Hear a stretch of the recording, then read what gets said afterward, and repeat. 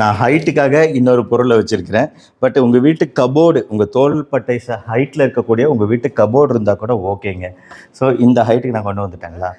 என்னோட நார்மலாக இருக்க வலது கை மூலமாக இந்த இடது கையை இப்போ நான் தூக்குறேன். ஸோ இந்த மாதிரி தூக்கும்போது நம்ம அந்த ஜாயிண்ட் பகுதியை இப்போ ரிலீஸ் பண்ணிட்டோம். இந்த 7 எக்ஸசைஸுக்கு மூலமாக ரிலீஸ் பண்ணிட்டோன்னு திருப்பி நார்மலாக உங்கள் ஷோல்டரோட மூமெண்ட்டு பழையபடி ஆகிடும். எல்லாருக்கும் வணக்கம். நான் டாக்டர் கார்த்திகேயன்.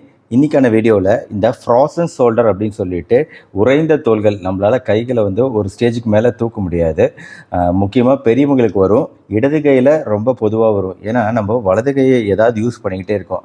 ஆனால் இடது கையை அதிகமாக யூஸ் பண்ணாமையே வச்சுருக்கும் போது, எக்ஸசைஸு எதுவுமே கொடுக்காகும் போது ஒரு ஸ்டேஜில் இந்த தோள்பட்டையை தூக்கவே முடியாதபடி பெரிய பிரச்சனை ஏற்படும்.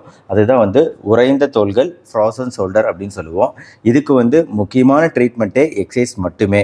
மருந்து மாத்திரைகள், அப்புறம் ஜாயிண்ட்டில் ஸ்டீராய்டு இன்ஜெக்ஷன் போடுறது, வேறு ஏதாவது மருந்துகள் கொடுக்கறது அப்படிங்கிறதுலாம் கடைசி கட்ட முயற்சியாக தான் இருக்கணும். ஆனால் ஈஸியாக எளிமையாக இப்போ நான் சொல்லக்கூடிய எக்ஸசைசஸை நீங்கள் செஞ்சீங்கன்னா கண்டிப்பாக உங்களுக்கு அந்த ஃப்ரோசன் ஷோல்டருங்கிறது அப்படியே நாளடைவில் குறைஞ்சி மறுபடியும் பழையபடி அந்த ஜாயிண்ட் மூவ்மெண்ட் வந்துடும். ஸோ ஃபஸ்ட்டு எக்ஸசைஸ் எல்லாமே பார்ப்போம். எக்ஸசைஸ் பண்ணுறதுக்கு முன்னாடி முதல்ல வார்ம் அப் கொடுக்கணும். நம்ம தோள்களுக்கு வார்ம் அப் எப்படி கொடுக்கலான்னு, இப்போ ஃப்ரோசன் ஷோல்டருங்கிறதுனால அந்த இடத்துல மூவ்மெண்ட்டே இல்லை அப்படிங்கிறதுனால நீங்கள் நல்லா சுடுதண்ணியில் ஒரு டவலை புழிஞ்சு அந்த தோள்கள் மேலே ஒரு 15 நிமிஷமாவது வச்சிங்கன்னா அந்த இடம்லாம் கொஞ்சம் லைட்டாக மிதமான சூடு வரும். அந்த மிதமான சூடு தான் வார்ம் அப்பு உங்கள் தோள்களுக்கு, தோள்பட்டைக்கு. ஸோ அந்த தசைகளுக்கு ஒரு வார்ம் அப் கொடுத்ததுக்கப்புறம் ஒன்று ஒன்றா நான் சொல்லக்கூடிய எக்ஸசைஸ் பண்ண ஆரம்பிங்க. ஃபர்ஸ்ட் எக்ஸசைஸ் ஒரு சேர் இருந்தால் பரவாயில்ல, சேர் இல்லைனா டேபிள் மேலே கூட இந்த மாதிரி கைகளை வச்சுக்கலாம். ஆக்சுவலாக இப்போ இடது கை தான் அஃபெக்ட் ஆகிருக்கு. அப்போ வலது கையை ஒரு சப்போர்ட்டுக்கு இந்த இடத்துல வச்சுக்கோங்க. வச்சுக்கிட்டு நம்ம இப்படி இடது கையை கீழே கொண்டு வரும்போது நம்ம இடது கையை மெதுவாக ஒரு அடி விட்டம் அளவுக்கு நம்ம அப்படியே சுற்றுறோம். ஸோ எப்படி நம்ம இப்படி சுற்றுறோமோ அதே மூமெண்ட்டு தான் இப்படி தொங்க விட்டுக்கிட்டு அப்படியே நம்ம சுற்றுறோம். இது மாதிரி ஒரு நிமிஷம் பண்ணுங்கள். ஒரு நிமிஷம் இந்த மாதிரி பண்ணுற மாதிரி டெய்லி 10 வாட்டி பண்ணுங்கள். 10 கவுண்ட்டுக்கு பண்ணுங்கள். நாளடைவில் போக போக உங்களுக்கு ஈஸியாக வருது அப்படின்னா இந்த விட்டத்தை அகலப்படுத்துங்க. 1 அடி அளவுக்கு சுற்றிட்டு இருந்தது, அதுக்கப்புறம் 2 அடி அளவுக்கு நல்லா அகலமாக சுற்றுங்க. கடிகாரம் வட்டம் எப்படி வட்டமிடுதோ அதே மாதிரி உங்கள் கைகள் வட்டமிடணும். போக போக இந்த எக்ஸசைஸு ஈஸியாகிடுச்சு அப்படின்னா நீங்கள் அதுக்கு அடுத்த லெவலில் ஏதாவது வெயிட் கொடுக்கலாம். இது ஜஸ்ட்டு ஏதோ ஒரு டியோ ஸ்ப்ரே, இது ஒரு 500 கிராம் அளவுக்கு இருக்கும் வெயிட்டு. அதனால் 1/2 கிலோ வெயிட் வச்சு பண்ணலாம். அதுக்கப்புறம் போக போக 1 kilo weight, 1 litre water bottle வச்சு பண்ணலாம். ஸோ இந்த மாதிரி எடையை அதிகப்படுத்தி அப்படியும் நம்ம கைகளை சுற்ற ஆரம்பிக்கலாம். ஸோ இந்த மாதிரி ஃப்ரீயாக சுற்றுங்க. இதுதான் பெண்டுலம் எக்ஸசைஸு, இந்த உறைந்த தோள்களுக்கான முதல் எக்ஸசைஸு.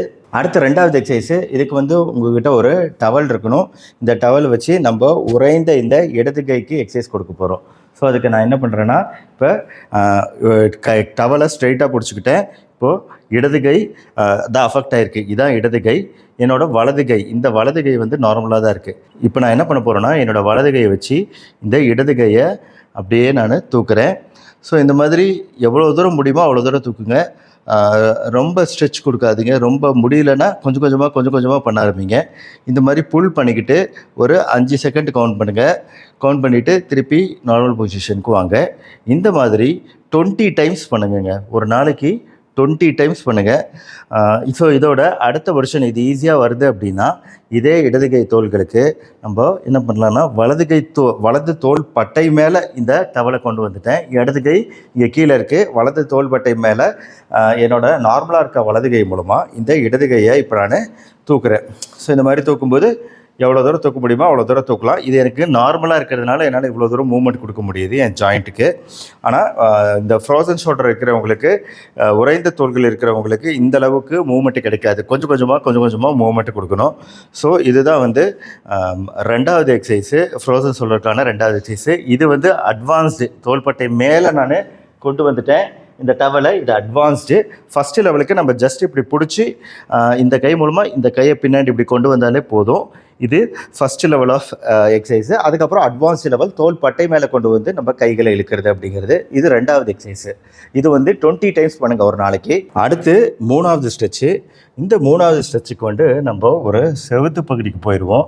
செவுத்து பகுதியில் நம்ம இந்த கை தான் அஃபெக்ட் ஆகிருக்கு இல்லையா, இடது கை. அதனால் வலது கையை வச்சு இந்த கையை எப்படி தூக்கி இந்த செவுத்தில் இதை லேண்டு பண்ணிடுறோம். அதே மாதிரி வலது கையை வச்சிடுறோம். வச்சுட்டு இப்போ என்ன பண்ணுறோன்னா, நம்ம நம்ம கையோட விரல்களை வச்சு கொஞ்சம் கொஞ்சமாக 2 விரல்களை வச்சு அப்படியே மேலே போகும் கை.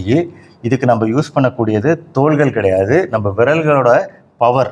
அதை மட்டுமே யூஸ் பண்ணி எவ்வளோ தூரம் முடியுமோ அவ்வளோ தூரம் மேலே போகணும். அதே மாதிரி எப்படி மேலே போனீங்களோ அதே மாதிரி கீழே இறக்கணும். ஸோ இதுதான் 3வது ஸ்ட்ரெச்சு. இது ஒரு 20 டைம்ஸ் பண்ணுங்கள். நல்லா மேலே எடுத்துகிட்டு போங்க, திருப்பி கீழே இழுத்துட்டு வாங்க. ஸோ இதுதான் 3வது ஷோல்டர் ஸ்ட்ரெச்சு நம்ம உறைந்த தோள்களுக்கு. அடுத்து 4வது எக்ஸசைஸு.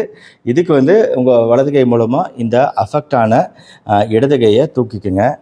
தூக்கி முடிஞ்சளவு நம்ம ஸ்ட்ரைட்டாக தூக்கி நம்ம உடம்பை நோக்கி இதை இழுக்கிறது தான் 4வது ஸ்ட்ரெச்சு. இந்த ஸ்ட்ரெச்லேயும் நம்ம ஜாயிண்ட்டு, தோள்பட்டை ஜாயிண்ட்டு ஸ்ட்ரெச் ஆகும். ஸோ அந்த தசைகள் கொஞ்சம் கொஞ்சமாக ஸ்ட்ரெச் ஆகும். இது மாதிரி நல்லா இழுத்ததுக்கப்புறம் 20 செகண்ட் கவுண்ட் பண்ணுங்கள். 1 2 3 இந்த மாதிரி 20 செகண்டுக்கு கவுண்ட் பண்ணுங்கள். கவுண்ட் பண்ணிவிட்டு திருப்பி நார்மல் பொசிஷனுக்கு கொண்டு வாங்க. ஸோ இது மாதிரி 10லேருந்து 20 முறை ஒரு நாளைக்கு பண்ணுறது அப்படிங்கிறது முக்கியம். இது 4வது ஸ்ட்ரெச்சு. அடுத்து 5வது ஸ்ட்ரெச்சு. இந்த 5வது ஸ்ட்ரெச்சுக்கு இந்த லெவலுக்கு ஒரு சர்ஃபேஸ் இருக்கணுங்க. உங்கள் வீட்டு கபோர்டு கூட இதே ஹைட்டுக்கு இருக்கும் இல்லையா, அதனால் இன்னும் கொஞ்சம் ஹைட்டாக இருந்தால் கூட ஓகே. நான் ஹைட்டுக்காக இன்னொரு பொருளை வச்சுருக்கிறேன். பட் உங்கள் வீட்டு கபோர்டு, உங்கள் தோள்பட்டை ஹைட்டில் இருக்கக்கூடிய உங்கள் வீட்டு கபோர்டு இருந்தால் கூட ஓகேங்க. ஸோ இந்த ஹைட்டுக்கு நான் கொண்டு வந்துட்டேங்களா. கொண்டு வந்ததுக்கப்புறம் என் கைகளை இப்படி ஃப்ரீயாக வச்சுக்கிறேன். ஸோ என் கைகளை ஃபுல்லாக இங்கே ஃப்ரீயாக வச்சதுக்கப்புறம் இப்போ நான் என்ன பண்ணுறேன்னா, என் முட்டியை பாருங்கள், முட்டியை மடக்கிறேன். இப்படி முட்டியை மடக்கி என்னோடய தோள்களை முடிஞ்சளவு ஸ்ட்ரெச் பண்ணுறேன். ஸோ இந்த மாதிரி ஸ்ட்ரெச் பண்ணுறேன். என்னோடய கால்கள் முட்டியை மடக்கி இந்த தோள்பட்டை பகுதியை நல்லா ஸ்ட்ரெச் பண்ணுறேன். அப்புறம் நார்மல் ரிலாக்ஸ் பொசிஷனுக்கு வரேன். மறுபடியும் நல்லா முடிஞ்சளவு ஸ்ட்ரெச் பண்ணுறேன், ஹோல்டு பண்ணுறேன். 10 செகண்ட்லேருந்து 20 செகண்ட் வரைக்கும் இந்த மாதிரி ஹோல்டு பண்ணுங்கள். ஹோல்டு பண்ணிட்டு மறுபடியும் நார்மல் பொசிஷனுக்கு வாங்க. ஸோ இந்த மாதிரி பெண்டு பண்ணும்போது ஒவ்வொரு வாட்டியும் இன்னும் கொஞ்சம் டீப்பாக பெண்ட் பண்ண முடியுமா அப்படின்னு பாருங்கள். நீங்கள் இப்படி பெண்டு பண்ணும்போது நீங்கள் பட்டக்ஸ் பகுதியை பின்னாடி கொண்டு போங்க பெண்டு பண்ணுறதுக்கு. இந்த முட்டி பகுதியை இப்படி முன்னாடி பெண்ட் பண்ணாதீங்க, பட்டக்ஸ் பகுதியை பின்னாடி கொண்டு போங்க பெண்ட் பண்ணுறதுக்கு. பெண்ட் பண்ணும்போது உங்கள் ஆம் பிட்டுன்னு சொல்லக்கூடிய இந்த பகுதி ஸ்ட்ரெச் ஆகுது. ஸோ இதுதான் 5வது ஸ்ட்ரெச்சு ஃப்ரோசன் ஷோல்டருக்கு. ஸோ இந்த மாதிரி ஸ்ட்ரெச்சை 20 வாட்டி பண்ணுங்கள் ஒரு நாளைக்கு. ஸோ இந்த 5 எக்ஸசைஸும் நல்லா பண்ணுறீங்க அப்படின்னா அடுத்து உங்கள் ரொட்டேட்டார் கஃப் அப்படின்னு சொல்லக்கூடிய தோள்பட்டையில் இருக்கக்கூடிய பகுதிக்கு இன்னொரு ஸ்ட்ரெச்சு. இது 5 எக்ஸசைஸ் ரெகுலராக பண்ணுங்கள்.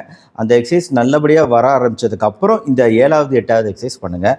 இதுக்கு நம்மளுக்கு தேவை ஒரு ரப்பர் பேண்டு மாதிரி இருக்கும், நல்லா ஸ்ட்ராங்கான ரப்பர் பேண்டு. ஆக்சுவலாக என் கையில் இப்போ நான் வெளியில் இருக்கிறதுனால எனக்கு என் கையில் இந்த ரப்பர் பேண்ட் இல்லை. இந்தளவுக்கு பெருசாக இருக்கும், நல்ல பேண்டு, எக்ஸசைஸ் பேண்டுனே நல்லா பெருசாக இருக்கும்.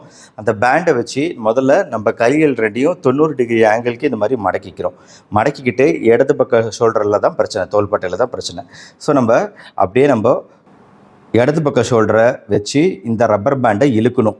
ஆக்சுவலாக ரப்பர் பேண்டை இழுக்கும்போது இந்த கை அப்படியே ஸ்டேபிளாக இருக்கும், அப்படியே நகராது. இந்த கை மட்டும் ரப்பர் பேண்டோட எஃபெக்ட்னால அப்படியே நகரும். ஆனால் இது துணி அப்படிங்கிறதுனால என் கை ரெண்டுமே நகருது. ஸோ இதை மட்டும் மைண்டில் வச்சுக்கோங்க, உங்களுக்கு புரியும். ரொம்ப பெரிய கஷ்டமான விஷயம் இல்லை புரிஞ்சுக்கிறதுக்கு. ஸோ இந்த மாதிரி இழுத்து எவ்வளோ தூரம் முடியுமோ உங்கள் இடது கையால் இழுத்து 20 செகண்ட் கவுண்ட் பண்ணுங்கள். அந்த மாதிரி 20 செகண்ட் இந்த மாதிரி ஹோல்டு பண்ணுங்கள். ஸோ இதே மாதிரி ஒரு 10 வாட்டி பண்ணுங்கள் இந்த அவுட்வேர்டு ஸ்ட்ரெச்சு. ஸோ இந்த அவுட்வேர்ட் ஸ்ட்ரெச் மாதிரியே இதுக்கு ஆப்போசிட்டான விஷயம் இன்வேர்டு ஸ்ட்ரெச்சு. இப்போது கடைசியாக அந்த இன்வேர்டு ரொட்டேஷன். இப்போ இந்த தோள்பட்டைக்கு இது அவுட் சைடு ரொட்டேஷன் கொடுத்தோம். அதே மாதிரி இன்வேர்டு ரொட்டேஷன் கொடுக்கறதுக்கு இந்த கதவோட கொண்டிருக்கு பார்த்தீங்களா, இந்த ரப்பர் பேண்டை இதில் மாட்டிடுங்க. ஸோ இந்த ரப்பர் பேண்டை இதில் மாட்டிட்டு இப்படி வந்துடுச்சு இப்போ ரப்பர் பேண்டு. என்ன பண்ணணும்னா இதில் மாட்டினோடனே நம்ம வலது கைக்கு யூஸ் இருக்காது இல்லையா, அதனால் ஜஸ்ட் ஹோல்டு பண்ணிக்கிறத. இப்போது இந்த இடது கை மூலமாக நம்ம என்ன பண்ணுறோம், இந்த பக்கம் தள்ளுறோம். ஸோ இங்கேருந்து உள்பக்கம் நம்ம வயிற்றை நோக்கி தள்ளுறோம். இது இன்வேர்டு புல். இந்த மாதிரியும் நீங்கள் இழுத்து ஒரு 10 செகண்ட் ஹோல்டு பண்ணுங்கள். இது மாதிரி 20 டைம்ஸ் பண்ணுங்கள். ஸோ ஃபஸ்ட்டு பண்ணது அவுட்வேர்டு புல்லு, 2வது பண்ணது இன்வேர்டு புல்லு. ஸோ அதுக்கு நம்ம இந்த கதவு கொண்டே யூஸ் பண்ணிட்டோம். ஸோ இதுதான் எக்ஸசைஸு ஃப்ரோசன் ஷோல்டருக்கு. ரெகுலராக பண்ணிக்கிட்டே வரணும், தொடர்ந்து பண்ணிக்கிட்டே வாங்க. சில பேருக்கு 1 மாதம், சில பேருக்கு 2 மாதம், சில பேருக்கு 1 வருடம் வரை கூட ஆகலாம்.